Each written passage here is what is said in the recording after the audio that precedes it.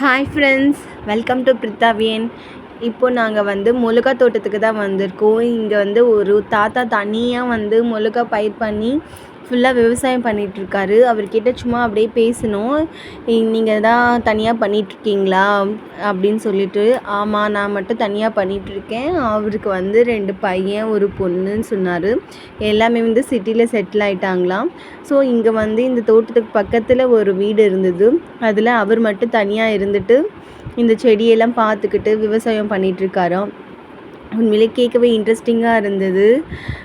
மிளகாவும் நல்ல பச்சை பசேல்னு ஃப்ரெஷ்ஷாக இருந்தது. கொஞ்சம் பறிச்சுக்கிட்டோம் கேட்டு. பாருங்கள், அழகாக பூ வந்திருக்கு ஒயிட் கலரில். அதுவும் இல்லாமல் மிளகாவும் நல்ல கொத்து கொத்தாக செம்மையாகவே காய்ச்சிருந்தது. காலப்போக்கில் விவசாயம் அழிஞ்சிக்கிட்டே தான் வருது. ஓல்டு ஜென்ரேஷன் பீப்புள்ஸ் மட்டும்தான் பார்க்க முடியுது இதை மாதிரி அக்ரிகல்ச்சர். அதோட அடுத்த ஜென்ரேஷன் மோஸ்ட்டாக ஏதாவது ஒரு ஜாபுக்கு போயிடுறாங்க, இல்லைனா சிட்டியை நோக்கி ஏதோ ஒரு வேலை கிடைச்சான்னு போயிடுறாங்க. யாருமே அக்ரிகல்ச்சரை கண்டினியூ பண்ணுறதே கிடையாது.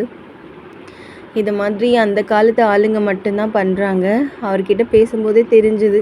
இதுக்கப்புறம் இதெல்லாம் யார் பண்ண போகிறாங்கன்றது ஒரு பெரிய கொஸ்டின் மார்க்கு தான். இப்போ இருக்கிற யங் ஜென்ரேஷன் கொஞ்சம் அட்வான்ஸாக நம்ம அக்ரிகல்ச்சரை கண்டிப்பாக கண்டினியூ பண்ணணும்.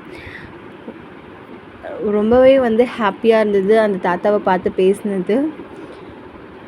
நல்ல எப்படி சொல்கிற, ஒரு தனி ஆளாக இவ்வளோ பெரிய தோட்டத்தை மெயின்டைன் பண்ணுறதெல்லாம் சாதாரண விஷயம் கிடையாது. உண்மையிலே ரொம்ப ரொம்ப ஹாப்பியாக இருந்தது.